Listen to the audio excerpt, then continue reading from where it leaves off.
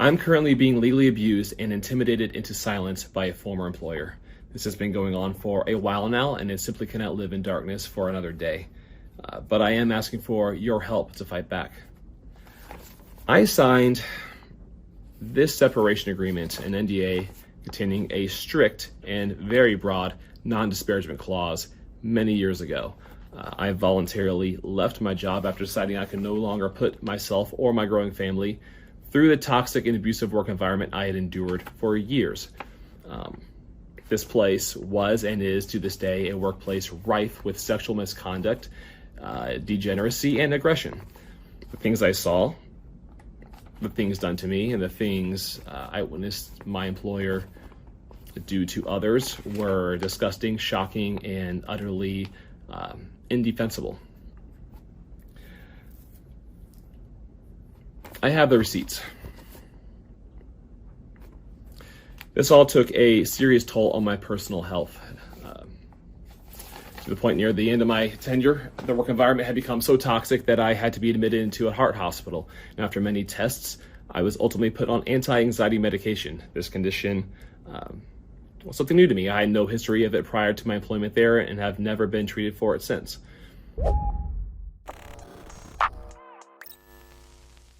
You just heard from Jared Monroe, known as Not Gay Jared on Steven Crowder's YouTube show Louder with Crowder, and he has now set up a GoFundMe to help him cover the cost of legal fees that he accrued due to years and years of legal intimidation from his former employer, Steven Crowder. Now, in a 15-minute long video, Jared alleges that he was coerced into signing a strict NDA and non-compete that he didn't want to sign once he announced that he was leaving the company. Now, he says that he left due to a toxic work environment and sexual misconduct, as well as sexual degeneracy and aggression. Now, he quickly learned that leaving wasn't so easy once he announced that he was resigning, because he found himself in a perpetual state of lawfare against Crowder, and he claims that he's not the only ex-Crowder employee who's been subjected to the same type of legal intimidation, and he also alleges that Crowder is doing all of this to his ex-employees so that way they don't spill the tea on his double life and secrets. That's Jared's words, not mine. We'll get to the video in a moment. Now, he makes it very clear that he has receipts to prove all of this, hence why Crowder is trying so hard to silence him. Now, I do believe Jared because he's not the first ex-employee of Crowder's to speak out about the uncomfortable position that Crowder often put them in. For example, Owen Benjamin alleges that Crowder would make his employees dress up under the guise of making fun of transgender people and explains, quote, "How was dressing like degenerate fruitcakes owning the left? I agreed, so I'm no victim, but I felt very uncomfortable saying no, and I didn't want to let down the team. Over time, I realized more and more that we weren't owning anyone, and I just kept being asked to wear really degrading and sexualizing outfits." Now, this has been Crowder's MO for a while. I mean, he'll find any excuse to dress in drag under the pretense of doing comedy or owning the libs or making fun of LGBTQ plus people, especially trans people, when it's painfully obvious that he just wants to dress in women's clothing because he feels more comfortable wearing women's clothing. And of course, there's nothing inherently wrong with him doing that aside from the transphobia that he's espousing, but his employees very clearly didn't feel as comfortable as he did in drag, as evidenced by what they've said after leaving the company. And with respect to Jared, the Surf shared screenshots from a skit that he did with Crowder, where Crowder made them both touch each other and even made out while both of them were in drag, all under the pretense of making fun of trans people. And not to mention, there's also this video. Give me that milk. Oh, give me that milk. Won't you cut? Now, Steven Crowder chose to post that video to his public Twitter account on his own volition. I'm not joking about this. Now, I couldn't find the original, so he might have deleted the tweet, but that is a video of him with his own employee.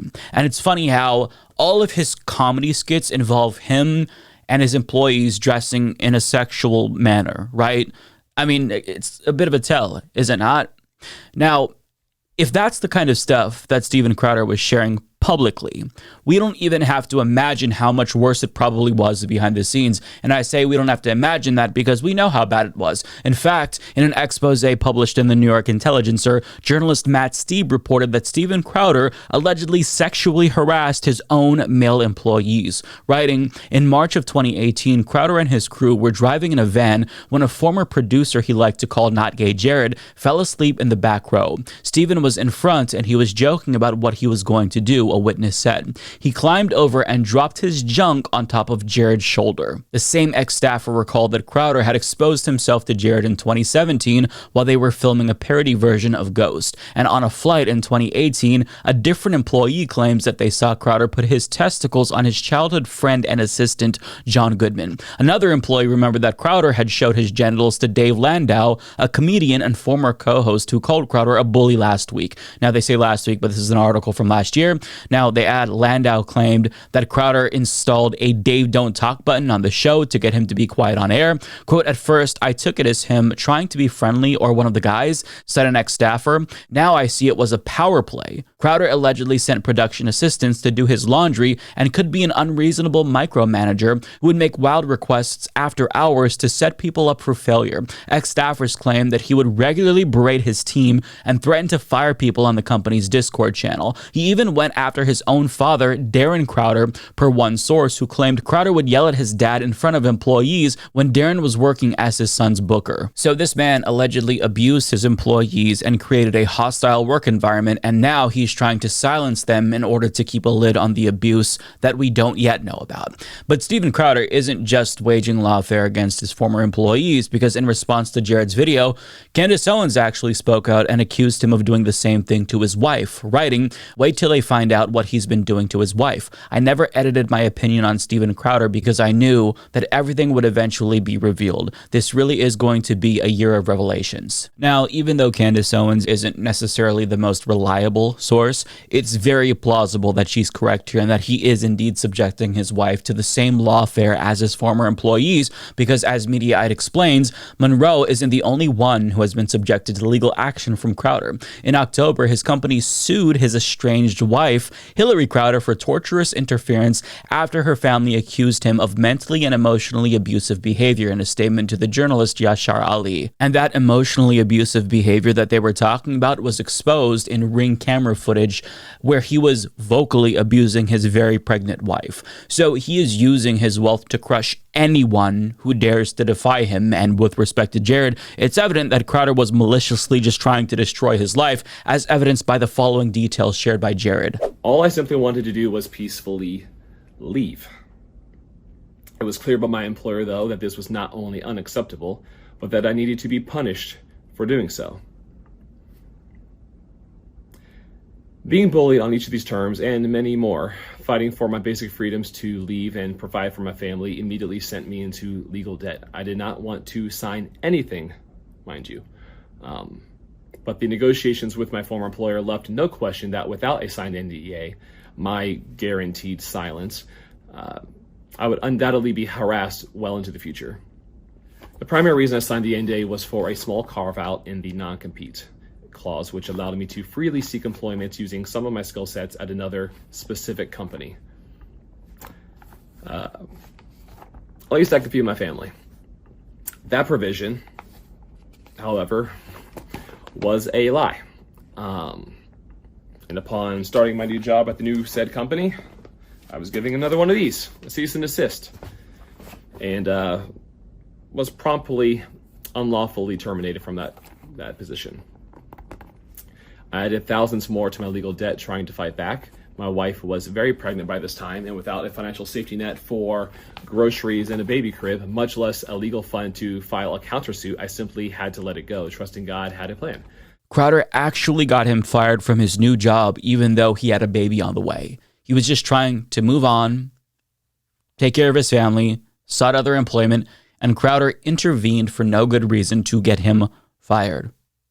Now, Jared signed a non-compete, but what trade secrets specifically is Jared going to share with other companies, right? I don't know what the job was, but assuming he was working in media or had a media company, like what is he going to expose? How to do segments where you dress in drag and be overly racist? Like, what exactly is the purpose of this non-compete? And it's all about control. That's what it feels like. And Jared goes on to explain that Crowder is able to legally intimidate employees into silence because he has virtually unlimited funds to do so. And even if the terms of these NDAs don't hold up in the court of law, which I don't know, but even if they don't, simply challenging them in and of itself is very costly for people like Jared who don't have the power and wealth that Steven Crowder has. But since Jared did challenge them and refused to comply with any of Crowder's legal threats, well, his life has basically been ruined. And this was all because he wanted to just leave a job because his boss was terrible, toxic, abusive.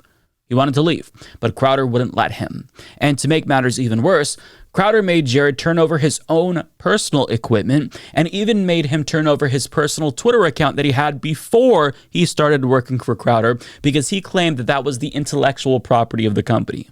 So there is so much here, so much that is really damaging for Crowder, and it's evident why he didn't want his employees to speak out, because this man was a tyrant. And it just kind of goes to show you how emboldened he felt because he has millions of dollars and a team of lawyers on his side. But I've got one more video of Jared. While my supposed non-compete expired after 2 years, unfortunately, the most egregious part of my NDA, the part that silences my free speech, has no expiration. While NDAs are classically used to protect trade secrets, unfortunately, in the entertainment industry, they are too often used to protect disgusting, unlawful activity and many forms of abuse. We see examples of this all the time. Powerful people and their attorneys routinely use NDAs to silence victims in order to remain powerful people. Let me be clear, what I'm afraid of is legal harassment in perpetuity, not the truth. Only one side of this ordeal is spending a fortune to hide truth and punish anyone who dares speak up for themselves or other victims. I'm asking for donations for 2 reasons. Number one, obviously to help with the financial burden I've already accrued with this legal matter right here. That's taking care of. That matter is priority number one as I'm going further and further into debt with each passing day. The second reason I'm asking for financial assistance is to proactively address my unconstitutional anti-free speech NDA, which is the basis for all of their claims against me. The simplest resolution here would be for my ex-employer to release me from the NDA. Give me and my fellow ex-employees the same free speech they publicly champion for every other American. But I can almost guarantee you that will not happen. I've already witnessed them spend unfathomable amounts of money in other cases to protect their double life and secrets. I mean, if that NDA is gone and Jared feels free to speak, you know, there's going to be some pretty damaging stuff to Crowder's credibility there. I mean, Jared literally said that Crowder has already spent unfathomable amounts of money in his case and in other cases to protect his double life and secrets. So why would he let up now? And in response to Jared's video, the CEO of Crowder's company, Gerald Morgan, has basically said, yeah, we're not going to let up anytime soon. Quote, "We will not be intimidated by media smear tactics. Mr. Monroe entered into an agreement with Crowder that he knowingly violated. After discovering repeated violations, Crowder was forced to take legal action. The trial court has denied Mr. Monroe's effort to avoid the legal proceedings which are moving forward pursuant to the court's order." In other words, they're not denying the fact that they've been putting Jared through hell all this time. In fact, they're defending it. Now, keep in mind that Jared hasn't been with the company for more than 5 years at this point, and the fact that he is still forced to go through all of this tells you that Steven Crowder is willing to go to great lengths to protect the public from learning about whatever Jared knows. And it shows you also how tyrannical Steven Crowder is. But I mean, even without this information, to be clear, from his wife and his employees, I think it was already abundantly clear that Crowder was a terrible human being based on despicable, dehumanizing rhetoric that he used against marginalized people on his own show. I mean, before we learned about the alleged harassment from his own employees, we saw him publicly harass queer creators like Carlos Maza for years. So I'm not surprised that someone who exclusively punches down in public is also punching down in private as well. None of us should be. So in conclusion, when somebody tells you who they are, you should believe them.